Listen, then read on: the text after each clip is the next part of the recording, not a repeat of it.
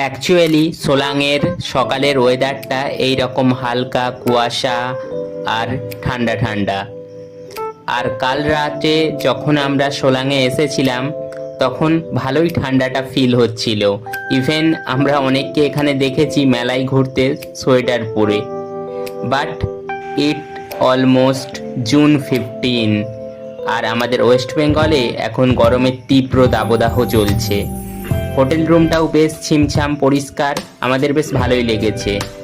কাল রাতটা এতটাই ঠান্ডা ছিল যে আমি ব্ল্যাঙ্কেট ছাড়া ঘুমিয়ে আসছিল না আমার। পরে সব কিছু ঠিক হতে ব্ল্যাঙ্কেট ইউজ করে বেশ দারুণ ঘুমিয়েছি। তারপর এখানে ফার্স্ট টাইম আমি পাহাড়ে ট্রেন মানে ট্রেন লাইনটাই দেখেছিলাম, তখনও পর্যন্ত কোনো ট্রেন দেখতে পাইনি।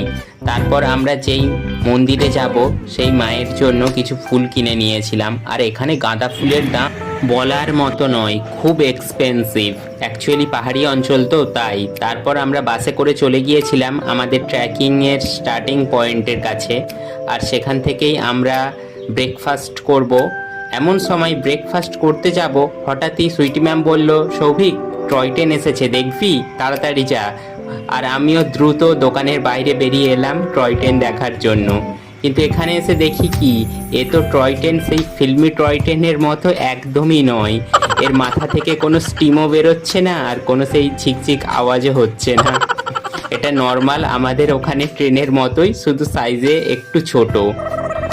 তারপর ব্রেকফাস্টে এই আলুর পরোটা আর যা যা ছিল, টক দই, সব কিছুই টেস্টি ছিল খুব। আর খিদেও পেয়ে গিয়েছিল প্রচণ্ড। তাই ওটা খাওয়ার পর শরীরে ও মনে ভরপুর এনার্জি নিয়ে চললাম আমাদের ট্রেকিংয়ের স্টার্টিং পয়েন্টে।